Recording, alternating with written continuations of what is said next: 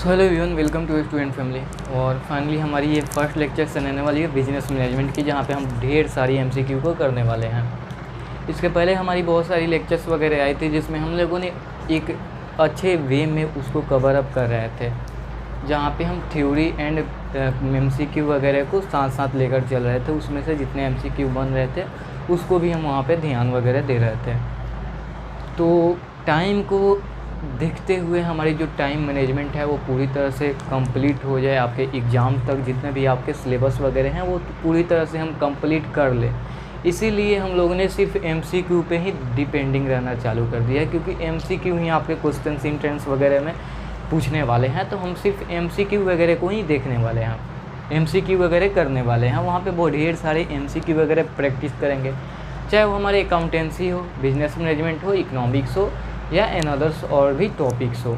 तो उसको हम वहाँ पे सिर्फ एमसीक्यू वगैरह ही देखने वाले हैं। तो फर्स्ट हमारी बात आती है फर्स्ट चैप्टर्स। आज हम करने वाले हैं बिजनेस मैनेजमेंट के ऊपर। बिजनेस मैनेजमेंट के फर्स्ट चैप्टर्स हैं हमारे nature and significant of management. Nature and significant of management, जिसको हम हिंदी में बोलते हैं प्रबंध की प्रकृति एवं महत्व।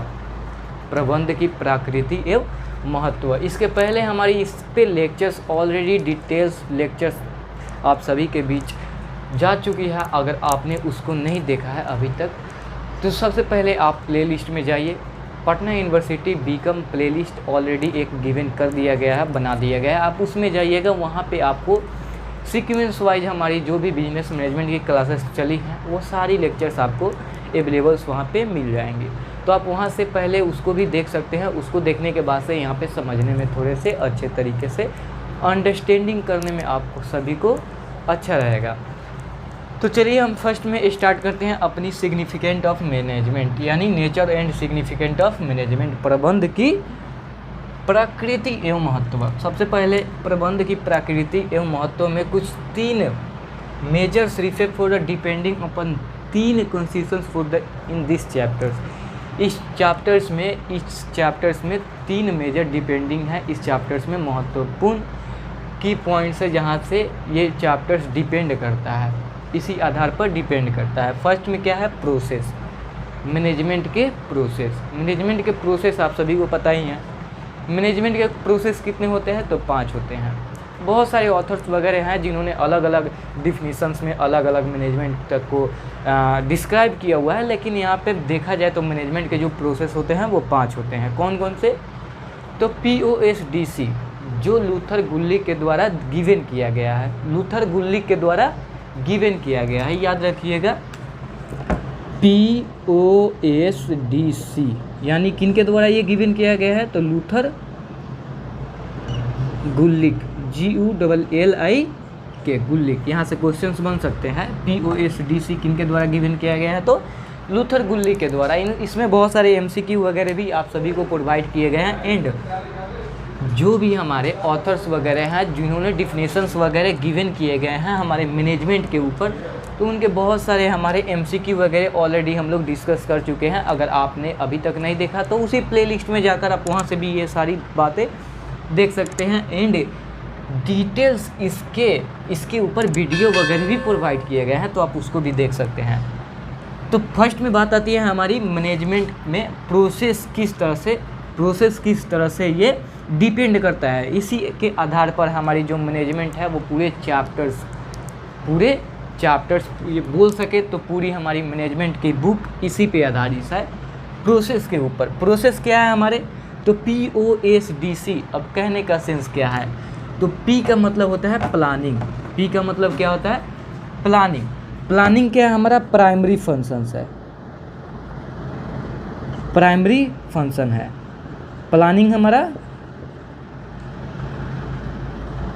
प्राइमरी फंक्शंस आप पूछ सकता है प्राइमरी फंक्शंस कौन सा है? तो हमारा प्लानिंग जो है वो प्राइमरी फंक्शंस है। देन उसके बाद से हमारी आती है organising, staffing, directing and controlling. ये हमारी मैनेजमेंट की क्या है? प्रोसेस है। ये हमारी मैनेजमेंट की प्रोसेस है। जो हमारी मैनेजमेंट है वो इसी आधार पर चलती है। किसी भी ऑर्गेनाइजेशंस को ऑर्गेनाइज करने से पहले सबसे पहले हम क्या करते हैं? तो हम प्लानिंग वगैरह को करते हैं। प्लानिंग करने के बाद से हम ऑर्गेनाइज करते हैं, ऑर्गेनाइज करने के बाद से हम स्टाफिंग वगैरह करते हैं। स्टाफिंग में क्या देखते हैं?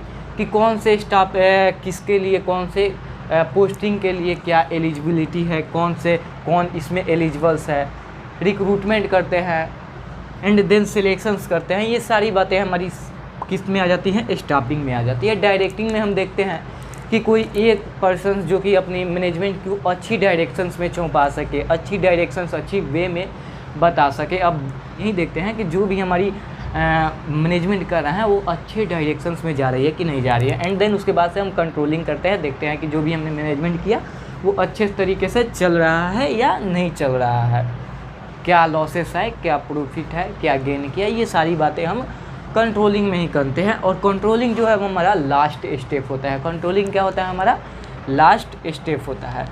तो ये हमारी बात हो गई प्रोसेस के ऊपर। प्रोसेस के ऊपर हमने यहाँ पे बात कर लिया। इसके बाद से हम चलते हैं एक, इसी में बात आती है इफेक्टिवली का मतलब, इफेक्टिवली का मतलब होता है इफेक्टिवनेस।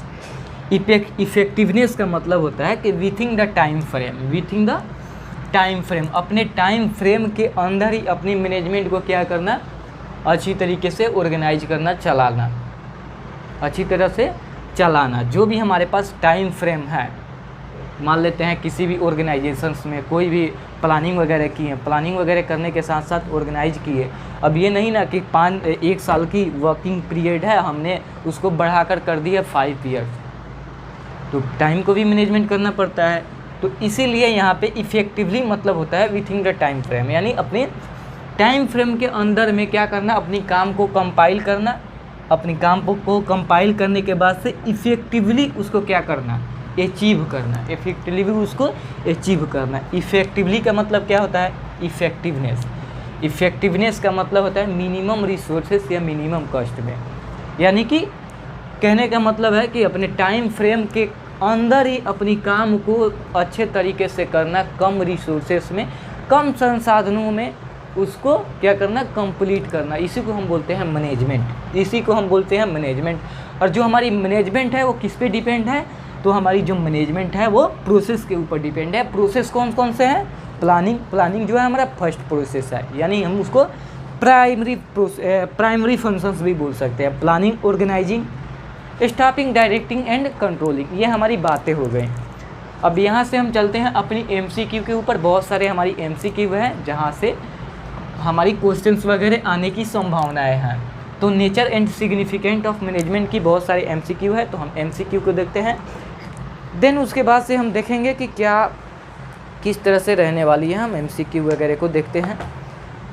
तो फर्स्ट में हमारी बात आती है, फर्स्ट MCQ है कि निम्न में प्रबंध का उद्देश्य नहीं है। निम्न में प्रबंध का उद्देश्य नहीं है, यानी कौन सा मैनेजमेंट की ऑब्जेक्टिव्स नहीं है।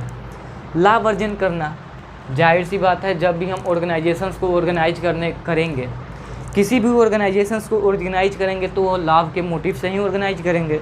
देन उसके बाद से सेकेंड नंबर ऑप्शन है संगठन का विकास।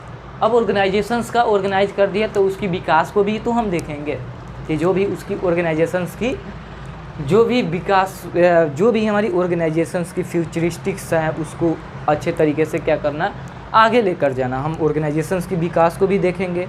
रोजगार प्लान करना, ये भी हम देखते हैं कि हाँ रोजगार प्लान हो, क्योंकि कोई भी ऑर्गेनाइजेशंस को ऑर्गेनाइज करेंगे तो हमारे आसपास से, अगल बगल से, सोसाइटी से बहुत सारे वर्कर्स वगैरह को उसमें जॉब्स वगैरह मिलेंगे, स्टाफिंग्स वगैरह करेंगे वहाँ पे, तो बहुत सारे वर्कर्सों को उनके काम के प्रति, हमारे मैनेजमेंट के प्रति उनको काम प्रोवाइड किया जाएगा। तो ये भी हमारी क्या है, मैनेजमेंट की उद्देश्य है। एक है नीति निर्धारण। ये नीति निर्धारण जो है वो हमारी मैनेजमेंट की प्रोसेस नहीं है। तो फर्स्ट का क्वेश्चन है आंसर डी। फर्स्ट का आंसर क्या है, डी। निम्न में से कौन सा प्रबंध का उद्देश्य नहीं है, तो नीति निर्धारण। उसके बाद से हम चलते हैं नेक्स्ट क्वेश्चंस की ओर, और ये टोटली हिंदी में है तो थोड़े से आप लोग एडजस्टमेंट करिएगा। और हमारे सारे जितने भी स्टूडेंट हैं वो ज़्यादातर बिहार बोर्ड के ही रहते हैं, तो वो सारे पटना यूनिवर्सिटी के लिए प्रिपेयर कर रहे हैं, तो वो सारे हिंदी मीडियम के ही होंगे। तो आप लोग थोड़े से एडजस्ट कीजिएगा जो इंग्लिश मीडियम वाले हैं।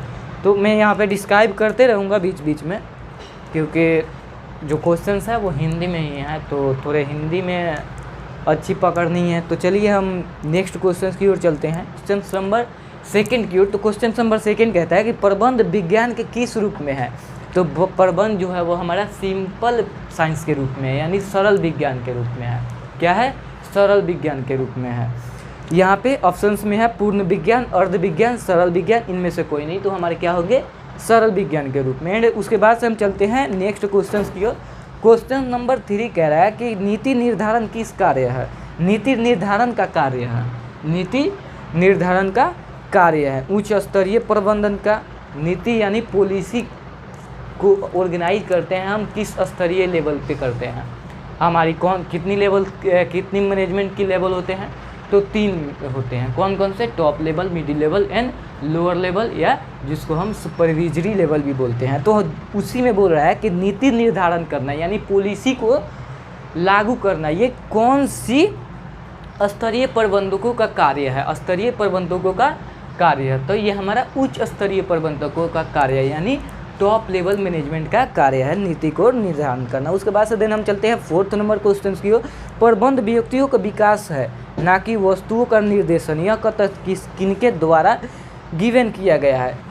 गौर से सुनिएगा कि ये क्वेश्चन प्रबंध व्यक्तियों का विकास है। प्रबंध क्या है? व्यक्तियों का विकास है, ना कि वस्तुओं का निर्देश, ना कि वस्तुओं का निर्देश। ये किनके द्वारा गिवन किया गया है? यह कथन किनके द्वारा गिवन किया गया है? ये डिफिनेशंस किनके द्वारा दिया गया है? तो ये डिफिनेशंस जो दिया गया है LN एप्ले के द्वारा। LN एप्ले, LN एप्ले के द्वारा। LP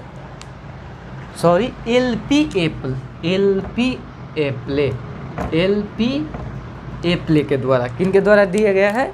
तो LP एप्ले के द्वारा। उसके बाद हम चलते हैं नेक्स्ट क्वेश्चंस की ओर। टाइमिंग बहुत ज़्यादा हो रही है, इसीलिए अब थोड़े से फास्टली हम लोग देखेंगे अपनी क्वेश्चंस को। नंबर 5 ये प्रबंध का सामाजिक उत्तरदायित्व है। तो प्रबंध का सामाजिक उत्तरदायित्व क्या है? कर्मचारियों के प्रति, सरकार के प्रति, समाज के प्रति, या सभी के प्रति? तो जाहिर सी बात है कि सभी के प्रति। समाज का प्रबंध का समाज के प्रति क्या होता है? सभी के प्रति अनुकूल लेकर चलना पड़ता है, अनुकूल लेकर चलना पड़ता है, चाहे वो इन्वायरमेंट के थ्रू ही लेकर चलेंगे, सभी के प्रति हो जाएंगे। उसके बाद से हमारी नेक्स्ट क्वेश्चन है प्रबंध के कितने स्तर है।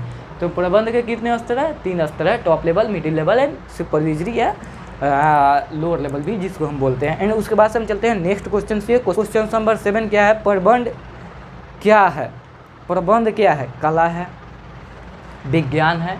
कला और विज्ञान दोनों है, इनमें से कोई नहीं। तो जो हमारा प्रबंध है वो कला और विज्ञान दोनों है। क्या है? कला और विज्ञान दोनों है। उसके बाद से हम चलते हैं क्वेश्चन नंबर 8 की ओर। क्वेश्चन नंबर 8 क्या है? प्रबंध की सफलता का प्राथमिक तत्व है। प्रबंध की सफलता का प्राथमिक तत्व क्या है?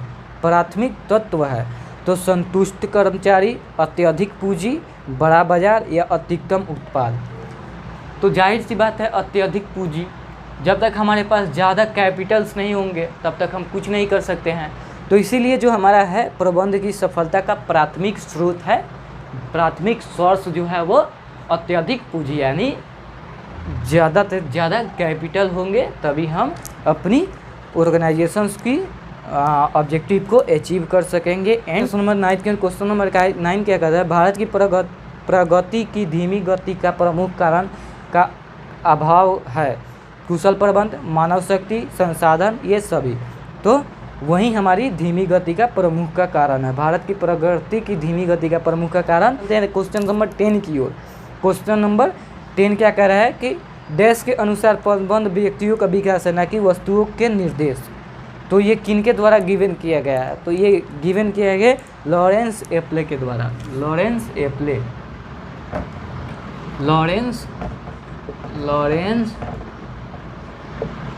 के द्वारा। लॉरेंस एप्ले के द्वारा ये डिफिनीशंस गिवन किया गया है। क्या, कौन से डिफिनीशंस है? तो प्रबंध व्यक्तियों का विकास है, ना कि वस्तुओं का निर्देशन। प्रबंध जो है वो व्यक्तियों का विकास है, यानी जो मैनेजमेंट है वो क्या है? व्यक्तियों का विकास है, ना कि वस्तुओं का निर्देशन, ना कि वस्तुओं का निर्देशन। ये किनके द्वारा गिवन किया गया है? तो ये हमारे लॉरेंस एप्ले के द्वारा, जहाँ पे हमने इसके प्रीवियस क्वेश्चंस में भी देखा था, ये हमारी रिपीटेड एक बार और इसको दे दिया है, तो ये शायद कहीं ना कहीं इंपॉर्टेंट रहने वाली है हमारी ये प्रबंध की प्रकृति एवं मैनेजमेंट के चैप्टर से। तो चलिए हम नेक्स्ट क्वेश्चन की ओर बढ़ते हैं। नेक्स्ट क्वेश्चन की क्वेश्चन नंबर 11, किसी भी देश के विकास में सबसे अधिक आवश्यकता है, तो सबसे अधिक क्या आवश्यकता है? कुशल प्रबंध। जब तक हमारी मैनेजमेंट अच्छी तरह से नहीं होगी तब तक हमारी देश की जो विकास है, जो इकोनॉमिक्स है, वो अच्छे लेवल पे नहीं पहुंच सकती है। उसके बाद हम चलते हैं नेक्स्ट क्वेश्चन की ओर। नेक्स्ट क्वेश्चन क्या कर रहा है कि प्रबंध की सामाजिक उत्तरदायित्व की प्रकृति में लागू होता है क्रेता की सावधानी का नियम, विक्रेता की सावधानी का नियम, इन दोनों में से कोई नहीं, उपयुक्त में सभी। तो प्रबंध की सामाजिक उत्तरदायित्व की प्रकृति में लागू होता है, प्रकृति में लागू होता है, सामाजिक उत्तरदायित्व की प्रकृति में लागू होता है। सामाजिक उत्तरदायित्व में यानी विक्रेता के सावधानी का नियम, विक्रेता के सावधानी का नियम। अभी एक्सपायरी डेट वाला हम बेच देंगे तो क्या होगा? कोई भी हमारी कोई भी कंपनी वगैरह में एक्सपायरी डेट वाले जो भी गुड्स वगैरह हैं उसको हम सोसाइटी को पहुंचाएंगे तो क्या होगा? हार्मफुल है सोसाइटी के लिए। तो इसीलिए क्या होगा? विक्रेता की सावधानी के नियम, यानी विक्रेता ही उसको देखेगा। उसके बाद हम चलते हैं नेक्स्ट क्वेश्चन की ओर। नेक्स्ट क्वेश्चन क्या करा है? क्वेश्चन नंबर 30, उच्च स्तरीय प्रबंध नियोजन पर अपने समय का भाग व्यय करना है। उच्च स्तरीय प्रबंध नियोजन पर यानी प्लानिंग पर अपने समय का भाग व्यय करना है। कितना परसेंट? तो 35%। यहाँ पे ऑप्शंस में है 35%, 50%, 75% और 100%। तो उच्च स्तरीय प्रबंध नियोजन पर अपने समय का भाग व्यय करता है कितने? तो 35%। कितना? तो 35%। ये क्वेश्चन से याद रखिएगा, जो हमारी प्लानिंग करते हैं, यानी उच्च स्तरीय मीन्स क्या? टॉप लेवल के मैनेजमेंट के लोग जो हमारी प्लानिंग करते हैं, उनके जो समय का भाग लगता है वो 35% ही अपनी प्लानिंग पर क्या करते हैं? इन्वेस्ट करते हैं। उसके बाद से हम चलते हैं नेक्स्ट क्वेश्चन की ओर। कोटेंज ओडोनेल के अनुसार प्रबंध के कार्य हैं। कोटेंज ओडोनेल के अनुसार प्रबंध के कार्य हैं। तो कोटेंज ओडोनेल के अनुसार जो प्रबंध के कार्य हैं वो आप लोग कमेंट बॉक्स में बताइए, क्योंकि ये प्रीवियस ईयर में हम लोग प्रीवियस लेक्चर्स में हमने ऑलरेडी इसको डिस्कशंस कर लिया है। तो कोटेंज ओडोनेल के अनुसार प्रबंध के कितने कार्य हैं? आप सभी को ये बताने हैं कि मैनेजमेंट के कार्य कितने हैं। सही। तो चलते हैं हम नेक्स्ट क्वेश्चन से। Question number 15। क्वेश्चन नंबर 15 क्या कह रहा है कि नियोजन प्रबंध का कार्य है। नियोजन जो है प्रबंध का कार्य है। प्लानिंग जो है हमारा प्रबंध का क्या है? प्राइमरी फंक्शन है, यानी फर्स्ट है, फर्स्ट कार्य है, यानी प्राथमिक कार्य है। कौन सी? प्राथमिक कार्य है। उसके बाद से देन हम चलते हैं अपनी नेक्स्ट क्वेश्चन की और। नेक्स्ट क्वेश्चन कह रहा है प्रबंध का सार है। प्रबंध का सार है, यानी प्रबंध के सार क्या है? तो समन्वय, संगठन, स्टाफिंग या नियंत्रण। तो जो प्रबंध का सार है वो कोऑर्डिनेशंस है, एक दूसरे से क्या कोऑर्डिनेशंस बनाकर ही चलना प्रबंध की ये विशेषताएँ हैं। प्रबंध की ये विशेषताएँ हैं। जब तक कोऑर्डिनेशंस नहीं होंगे तब तक किसी तरह से हम मैनेजमेंट को कंपाइल ही नहीं कर सकते हैं, ऑर्गेनाइजेशंस को अपनी टॉप लेवल पे पहुंचा ही नहीं सकते हैं, मार्केट में अच्छी तरह से एक लेवल्स पे ला ही नहीं सकते हैं। तो इसीलिए क्या समन्वय जरूरी है हमारी मैनेजमेंट में। उसके बाद से हम चलते हैं नेक्स्ट क्वेश्चन की। Question number 80। क्वेश्चन नंबर 80 की ओर। क्वेश्चन नंबर 80 क्या है? प्रबंध एक पेशा है, यह कथन इनके द्वारा दिया गया है। तो अमेरिकन प्रबंध एसोसिएशंस के द्वारा ये क्वेश्चन ये डिफाइन किया गया है कि प्रबंध एक पेशा है, प्रबंध एक पेशा है। देन उसके बाद से हम नेक्स्ट क्वेश्चन की ओर चलते हैं। क्वेश्चन नंबर 90 कि अगर भारत में प्रबंध है, भारत में प्रबंध है, भारत में प्रबंध क्या है? आवश्यक है, अनावश्यक है, विलासित है, यानी इसका कोई नामो निशान ही नहीं है, या इनमें से कोई नहीं। तो भारत में प्रबंध आवश्यक है। भारत में प्रबंध क्या है? आवश्यक है। ये तो 0 लेवल का क्वेश्चन है। तो उसके बाद से हम चलते हैं समन्वय है, यानी कोऑर्डिनेशंस क्या है? आवश्यक है। कोऑर्डिनेशंस क्या है? आवश्यक है। कोऑर्डिनेशंस क्या है? हमारे लिए आवश्यक है। उसके बाद से हम चलते हैं नेक्स्ट क्वेश्चन से। क्वेश्चन नंबर 21 क्या है? प्रबंध का कर्मचारियों को सर्वाधिक प्रेरणा देने का वाला कार्य क्या है? तो अभिप्रेरणा, मोटिवेशन, मोटिवेशन ही है अभिप्रेरणा। उसके बाद से हम चलते हैं क्वेश्चन नंबर 22 की ओर। 22 क्या है? प्रबंध है। प्रबंध क्या है, कला और विज्ञान दोनों है, प्रबंध कला और विज्ञान दोनों है, एकदम जीरो लेवल वाला क्वेश्चन है।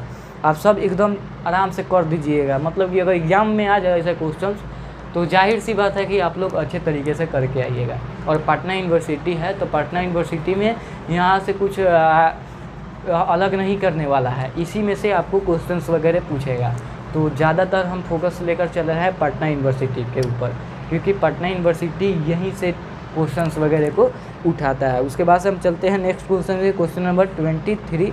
प्रबंध की प्रकृति है, प्रबंध की प्रकृति है, जन्मजात प्रतिभा के रूप में, अर्जित प्रतिभा के रूप में, जन्मजात प्रतिभा और अर्जित प्रतिभा दोनों के रूप में, इनमें से कोई नहीं।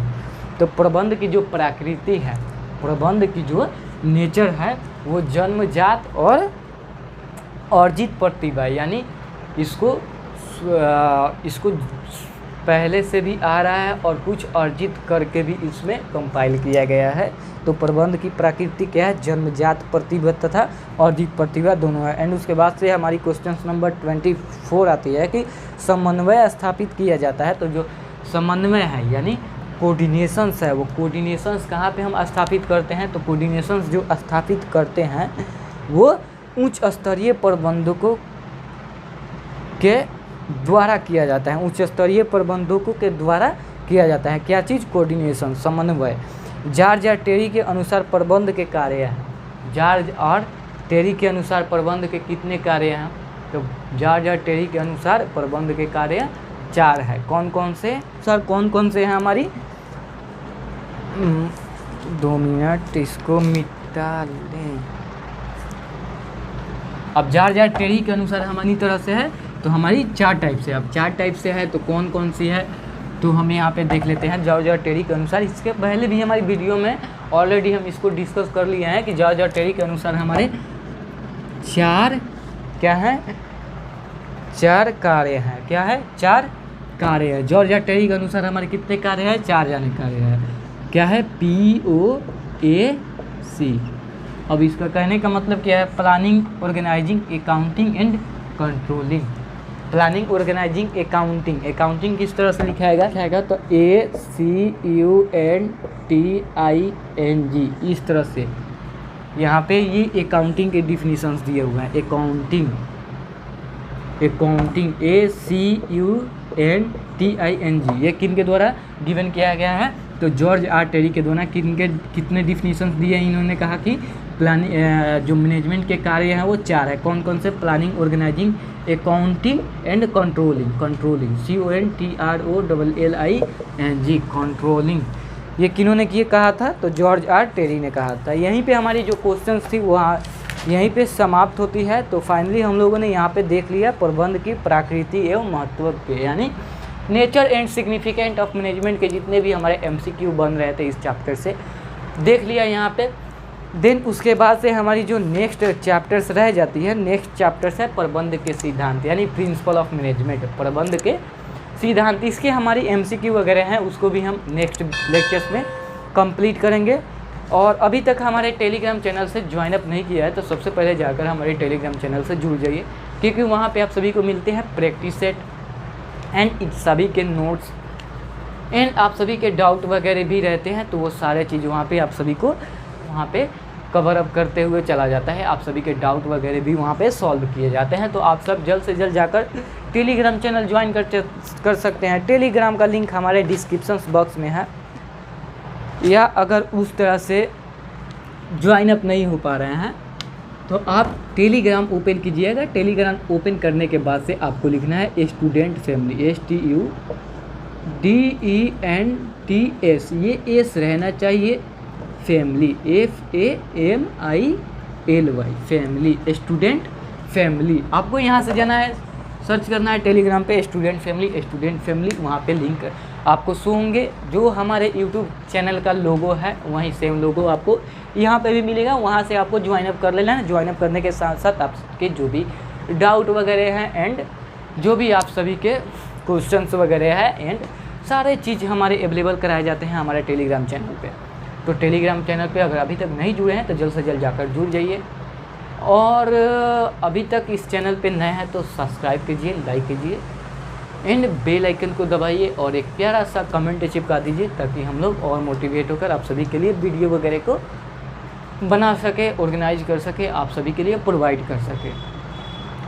तो फाइनली ये हो गई हमारी बात। और व्हाट्सएप ग्रुप से भी ज्वाइन अप करना है, हमारी ब्रॉडकास्ट ग्रुप भी है एक व्हाट्सएप ग्रुप, अगर ज्वाइन अप करना है तो उसका भी नंबर लिंक डिस्क्रिप्शन में दिए गए हैं एंड नंबर भी गिवन किए गए हैं। वहाँ से आप नेम, कोर्सेज़ के नेम, कौन से कोर्सेज़ के लिए आप प्रिपरेशंस कर रहे हैं एंड किस सिटी से हैं एंड कौन सी यूनिवर्सिटी के लिए आप जाना चाहते हैं, ये सारी बातें आपको मेंशंस करने हैं हमारे व्हाट्सअप नंबर पे। व्हाट्सअप नंबर का लिंक नीचे डिस्क्रिप्शन बॉक्स में है, आप वहाँ से मेंशंस कर सकते हैं एंड आपको ब्रॉडकास्ट ग्रुप में वहाँ से ज्वाइन अप कर दिए जाएंगे। एंड मिलते हैं हम अपनी नेक्स्ट वीडियो में, तब तक आप मन लगाकर पढ़ते रहिए और जो भी आप सभी को प्रोवाइड किए जाते हैं मटेरियल्स वगैरह उसको अच्छे तरीके से देखते रहिए। तो चलिए मिलते हैं अपनी नेक्स्ट वीडियो में, तब तक के लिए थैंक यू एंड बाय।